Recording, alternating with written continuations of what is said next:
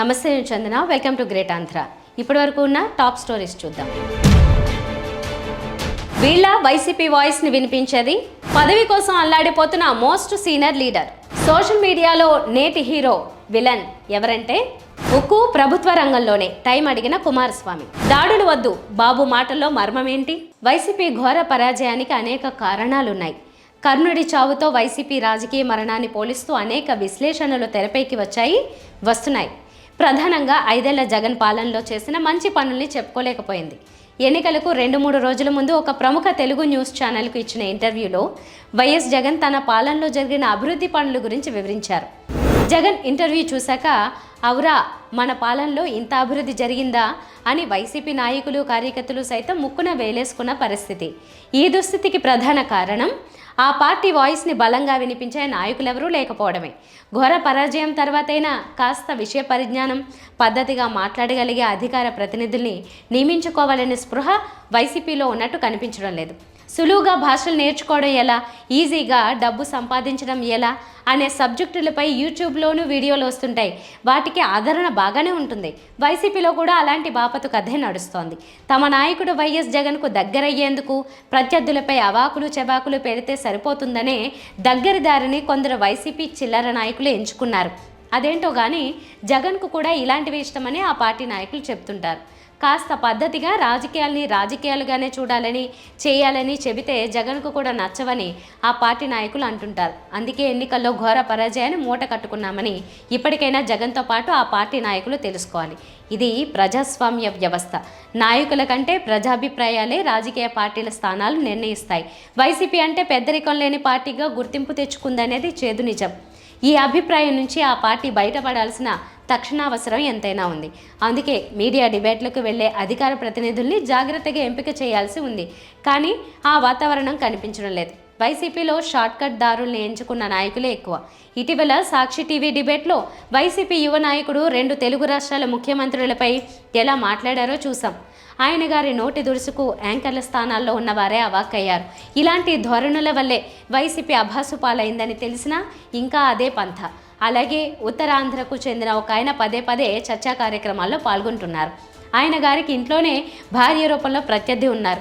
ఇక అలాంటి నాయకుడు చర్చా కార్యక్రమాల్లో పాల్గొంటూ నోటికొచ్చినట్టు మాట్లాడడం వైసీపీకి లాభమో నష్టమో పార్టీ పెద్దలే ఆలోచించాలి. అలాగే ప్రజల తిరస్కరణకు గురైన మాజీ మంత్రులే మళ్ళీ మీడియా ముందుకొచ్చి ప్రత్యర్థులపై అవే వెటకారాలు, విమర్శలు. వైసీపీ ఓడిపోయిన తర్వాతైనా కాస్త కొత్త ముఖాల్ని తెరపైకి తెచ్చుకునేందుకు వైఎస్ జగన్ ఆలోచించాలి. వైసీపీలో విషయ పరిజ్ఞానం, గౌరవప్రదమైన నాయకులకు తక్కువేం లేదు.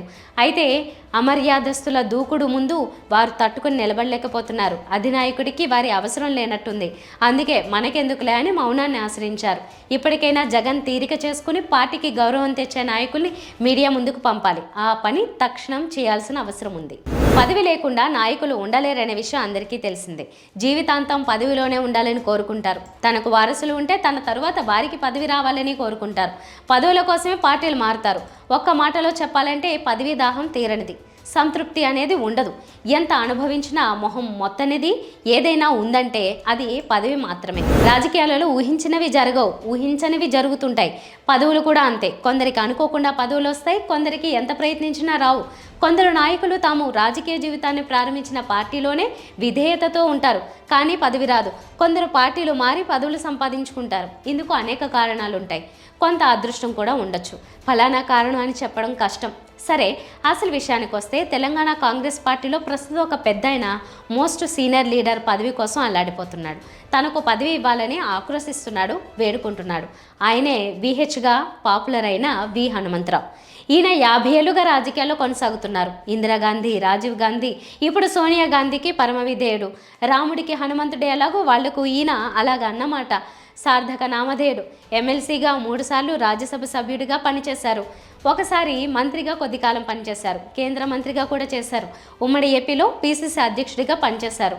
తనకు సీఎం పదవి వచ్చినట్లే వచ్చి చేజారిపోయిందని చెప్పుకుంటారు. సీఎం కాలేదనే కొరత తప్ప అన్ని పదవులు వరించాయి. ఇప్పుడు ఆయన వయసు 76 ఏళ్ళు. కానీ పదవి కావాలి. ఈ మధ్య గులాబీ పార్టీ నుంచి కాంగ్రెస్ పార్టీలో చేరిన కేశవరావు అలియాస్ కేకే తన రాజ్యసభ సభ్యత్వానికి రాజీనామా చేశారు కదా. దానికి ఉప ఎన్నిక జరగాల్సి ఉంది. కాబట్టి ఆ సీటు తనకి ఇవ్వాలని హనుమంతరావు అడుగుతున్నారు. తనకు 8 ఏళ్లుగా ఒక్క పదవి కూడా లేదని, కాబట్టి ఈ అవకాశం తనకు ఇవ్వాలంటున్నారు. లోక్సభ ఎన్నికల్లో తనకు సికింద్రాబాద్ టికెట్ ఇస్తే గెలిచేవాడినని అన్నారు. ఖమ్మం టికెట్ కావాలని చాలా అడిగారు, అయినా ఫలితం కనబడలేదు. ఇప్పుడు రాజ్యసభ ఇవ్వాలంటున్నారు, కానీ విహెచ్ కోరిక నెరవేరకపోవచ్చు. కాంగ్రెస్ అధిష్టానం ఆల్రెడీ ఈ స్థానానికి సీనియర్ న్యాయవాది, రాజ్యసభ మాజీ సభ్యుడు అభిషేక్ మను సింఘ్విని నిలబెట్టాలని డిసైడ్ చేసిందట. దాన్ని ఎవరూ కాదనలేరు కదా. సోషల్ మీడియాలో ఏపీ మంత్రి విపరీతంగా వైరల్ అవుతున్నారు. ఎన్నికల ప్రచారంలో భాగంగా ఆయన అన్న మాటలే నేడు బాగా ట్రోలింగ్కు గురవుతున్నాయి. నేటి సోషల్ మీడియా హీరో విలన్ ఎవరు అంటే ఏపీ జనవనరుల శాఖ మంత్రి నిమ్మల రామానాయుడు. ఆయన నెటిజన్లు టార్గెట్ చేయడానికి బలమైన కారణం లేకపోలేదు. జగన్ ప్రభుత్వం అమలు చేసిన అమ్మఒడి పథకానికి టీడీపీ తల్లికి వందనం అనే పేరు మార్చింది. జగన్ సర్కార్ కేవలం ఇంట్లో ఒక విద్యార్థికి మాత్రం 15,000 అందజేస్తోందని చంద్రబాబు ఆరోపించారు. తమను ఆదరిస్తే ఎలాంటి షరతులు లేకుండా ఇంట్లో ఎంతమంది విద్యార్థులు చదువుతుంటే అంతమందికి 15,000 చొప్పున లబ్ధి చేకూరుస్తామని చంద్రబాబు విస్తృతంగా ప్రచారం చేశారు. తల్లికి వందనం కింద సంవత్సరానికి ప్రతి ఒక్క బిడ్డకి 15,000 రూపాయలు ఇచ్చే బాధ్యత నాది. ఒక్కరి నిబంధన లేదు. ఇద్దరుంటే ఇద్దరికి ఇస్తా, ముగ్గురుంటే ముగ్గురికి ఇస్తా, నలుగురుంటే నలుగురికి ఇస్తా. ఏమంటారు మీరు? బాగుందా లేదా? ఎందుకంటే దీంట్లో 2 లాభాలు కూడా ఉన్నాయి. ఆంధ్రప్రదేశ్లో ఒకప్పుడు నేనే కుటుంబ నియంత్రణ తీసుకొచ్చా. జనాభా తగ్గిపోతా ఉంది. మళ్ళా యువత రావాలి, పిల్లలు కూడా పుట్టాలి. అందుకే ఎంతమంది పిల్లలున్నా అందరికి తల్లికి వందనం కింద 15,000 ఇచ్చి మిమ్మల్ని ప్రోత్సహించే బాధ్యత, వాళ్ళని బాగా చదివించి దేశానికి ఒక సంపద చేసే బాధ్యత తెలుగుదేశం పార్టీ తీసుకుంటాం. తల్లికి వందనం కింద ఈ 15,000 ఇవ్వడమే కాకుండా సూపర్ 6 పథకాల్లో ఇది కీలకమైంది. టీడీపీ అభ్యర్థి నిమ్మల రామానాయుడు తన నియోజకవర్గంలో నిర్వహించిన ఇంటింటి ప్రచారంలో ఒక కుటుంబం పిల్లల్ని చూసి ఆగారు. పిల్లల్ని చూపుతూ 15,000, 15,000, 15,000, ఇదిగో ఇప్పుడే వచ్చిన ఈ పాపకు కూడా 15,000, అలాగే మహిళలకు 18,000 చొప్పున తమ ప్రభుత్వం రాగానే అందజేస్తామని ఆశీర్వదించాలని నిమ్మల రామానాయుడు గొప్పగా చెప్పారు. అంతేకాదు తాను చెప్పింది రాసి పెట్టుకోవాలని కూడా ఆయన కోరారు. పథకాలన్నీ కూడా మీరు పథకం చూస్తున్నారా? పాంప్లెట్ చూసారా? ఎక్స్ప్లెయిన్ చేశారా? మీకు ఎంత వస్తుంది? నెలకి 1,500, సంవత్సరానికి 18,000.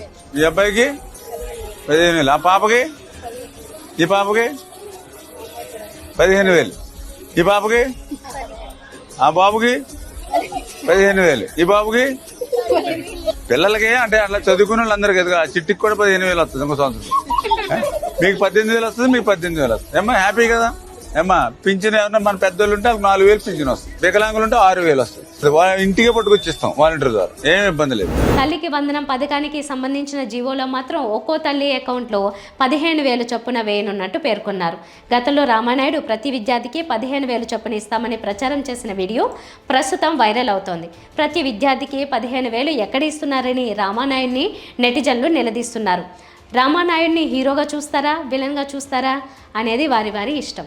విశాఖ స్టీల్ ప్లాంట్ని కేబినెట్ స్థాయి ఉక్కు మంత్రి సందర్శించి చాలా కాలమైంది. ఆ పని బాధ్యతలు తీసుకుని 4 రోజులు తిరగకుండానే కేంద్ర ఉక్కు మంత్రి హెచ్డి కుమారస్వామి చేశారు. ఆయన విశాఖ ఉక్కు కర్మాగారాన్ని గురువారం సందర్శించి విశాఖ ఉక్కుని ప్రైవేటు పరం చేయబోమని ఒక క్లారిటీ ఇచ్చారు. విశాఖ ఉక్కు దేశ ఆర్థిక వ్యవస్థకు ఊతమిస్తుందని అన్నారు. తనకు 2 నెలల టైం ఇస్తే ఉక్కు కర్మాగారం విషయం ఒక కొలిక్కి తీసుకుని వస్తానని కార్మికులకు, ఉద్యోగ వర్గాలకు హామీ ఇచ్చారు. తాను విశాఖ ఉక్కు కర్మాగారం మీద నోట్ తయారు చేసి ప్రధాని మోదీ వద్దకు వెళ్తాను అని చెప్పారు. విశాఖ ఉక్కు ప్రైవేటు పరం కాబోదని స్వామి భరోసా ఇచ్చారు. విశాఖ ఉక్కు అన్నది కార్మికులకు, ప్రజలకు సెంటిమెంట్ అని కుమారస్వామి గుర్తించడం మంచి పరిణామం. ఉక్కుని పూర్తి సామర్థ్యంతో పనిచేసేలా చూస్తామని ఆయన ప్రకటించారు. కేంద్ర మంత్రి నోటి వెంట వచ్చిన ఈ మాటలు అన్నీ కార్మిక లోకాన్ని సంతోషపెట్టేలాగానే ఉన్నాయి. విశాఖ ఉక్కుని కాపాడాలని కోరిన వారికి తీపి కబురే చెప్పారు కుమారస్వామి. ఆయన కేబినెట్ మంత్రి, ఆయన మాట పవర్ఫుల్. అయితే కేంద్రంలోని బీజేపీ పెద్దలు మిత్రపక్షంగా ఉంటూ కేంద్ర మంత్రి అయిన జేడీఎస్ అధినేత మాటను ఎంతవరకు వింటారు అన్నది అంతా తర్కించుకుంటున్న విషయం. బీజేపీ ప్రభుత్వ రంగంలో ఉన్న సంస్థలకు పెట్టుబడుల ఉపసంహరణ చేయడం ఒక పాలసీగా పెట్టుకుంది. అది ఒక్క విశాఖ ఉక్కు విషయంలో మినహాయింపుగా ఇస్తే మిగిలిన వాటికి కూడా వర్తింప చేయాలని డిమాండ్ వస్తుంది. అయితే సీషోర్ స్టీల్ ప్రాజెక్టుగా విశాఖ స్టీల్ ప్లాంట్ ఉంది. అంతేకాకుండా ఎంతోమంది ఆత్మ బలిదానంతో ఏర్పడిన ప్రాజెక్టు కూడా దేశంలో ఇది ఒక్కటే. ఈ విధంగా సెంటిమెంట్తో ఆలోచిస్తే విశాఖ ఉక్కు బలిపీఠం నుంచి ఒడ్డున పడినట్లే. కుమారస్వామి ఈ విషయంలో విజయం సాధిస్తే ఆయన విశాఖ ఉక్కు కర్మాగారానికి పునర్జన్మ ప్రసాదించిన వారు అవడమే కాదు, ఉక్కు కార్మికులకు దేవుడు అవుతారు అని అంటున్నారు. There is no question of privatization because before I announce, Prime Minister's permission is required. I have to convince him. What are all the issues pertaining to the RINL issue? Threadbare discussion we had. I am preparing a note to get the confidence of the Prime Minister and how to revive this RINL. For that we are working. తమ చేతికి అధికారం దక్కగానే తెలుగుదేశం శ్రేణులు ఏ రకంగా రెచ్చిపోతున్నాయి అనే సంగతి ప్రజలందరూ గమనిస్తున్నారు. వారి వికృత అరాచక పోకడలకు అసలు హద్దు అదుపు లేకుండా పోయింది. రాష్ట్ర వ్యాప్తంగా వైసీపీ నాయకుల మీద ఏ స్థాయిలో దాడులు జరుగుతున్నాయో ప్రజలు గమనిస్తున్నారు. అక్కడితో ఆగకుండా వాస్తవాలను ప్రకటిస్తున్నందుకు మీడియా మీద కూడా దాడులకు తెగబడడం తాజా దుర్మార్గం. అయితే ఒకవైపు తమ శ్రేణులు దాడులు కొనసాగిస్తూనే ఉన్నప్పటికీ చంద్రబాబు నాయుడు మాత్రం ధర్మ పన్నాలు వల్లిస్తున్నారు. దాడులు వద్దు అని చట్టపరంగా ప్రొసీడ్ అవుదామని అంటున్నారు. బాబు మాటల్లో మర్మం ఏమిటో అర్థం కావడం లేదు.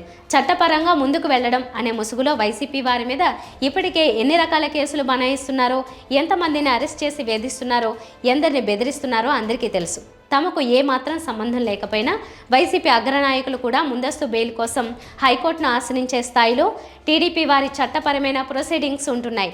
ఇప్పుడు మీడియా సంస్థల మీద కూడా ఇదే విధంగా చట్టపరంగా వెళ్లాలని ఆయన అనుకుంటున్నారా అనేది అర్థం కావడం లేదు. పైకి చట్టపరంగా అనే మాటలు చెబుతూ లోపల పత్రికలు నోరెత్తలేని విధంగా వారి స్వేచ్ఛకు సంకెళ్లు వేయడం చంద్రబాబు తాజా విధానం అవుతుందేమో అని అంతా భయపడుతున్నారు. జగన్ పాలనలో సోషల్ మీడియాలో చెలరేగిపోయే వారిపై కేసులుండేవి. చంద్రబాబు వచ్చాక మెయిన్ స్ట్రీమ్ మీడియా మీద కూడా కత్తి ఝులిపిస్తున్నారని అంతా అనుకుంటున్నారు. ఇవి వాళ్ళ టాప్ స్టోరీస్. మరిన్ని అప్డేట్స్తో కలుద్దాం. నమస్తే.